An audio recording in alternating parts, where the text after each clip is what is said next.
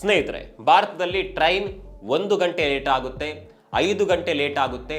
ಆದರೆ ಒಂದು train 36,000 ಗಂಟೆಗಳಷ್ಟು late ಆಗಿತ್ತು ಅಂದ್ರೆ ನಂಬ್ತೀರಾ?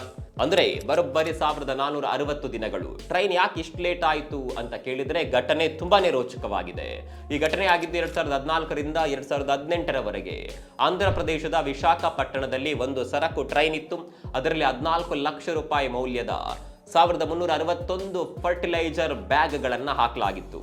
ರಾಮಚಂದ್ರ ಗುಪ್ತಾ ಅನ್ನುವ ವ್ಯಾಪಾರಿ ಇದರ ಸಾಗಾಟಕ್ಕಾಗಿ ಈ ರೈಲನ್ನ ಬುಕ್ ಮಾಡಿದ್ದರು. ರೈಲು ವಿಶಾಖಪಟ್ಟಣದಿಂದ ಸರಿಯಾದ ಸಮಯಕ್ಕೆ ಹೊರಟು ಉತ್ತರ ಪ್ರದೇಶದ ಬಸ್ತಿಯನ್ನ 42 ಗಂಟೆಗಳಲ್ಲಿ 1400 ಕಿಲೋಮೀಟರ್ ತಲುಪಿ ರೀಚ್ ಆಗಬೇಕಾಗಿತ್ತು.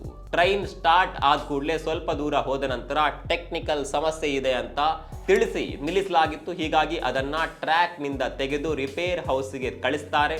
ಬಿಸ್ನೆಸ್ ಮ್ಯಾನ್ ತನ್ನ ಕೀಟನಾಶಕಗಳು ಎಲ್ಲಿವೆ ಅಂತ ಎನ್ಕ್ವೈರಿ ಮಾಡ್ತಾರೆ. ಆದರೆ ಸರ್ಕಾರ ಈ ಟ್ರೈನ್ ಯಾವ ರಿಪೇರಿ ಹೌಸ್ಗೆ ಹೋಗಿದೆ, ಅದರಲ್ಲಿದ್ದ ಬ್ಯಾಗ್ಗಳನ್ನು ಎಲ್ಲಿಗೆ ಶಿಫ್ಟ್ ಮಾಡಿದ್ದಾರೆ, ಯಾವ ಮಾಹಿತಿಯನ್ನ ಕೂಡ ಕೊಡೋದೇ ಇಲ್ಲ.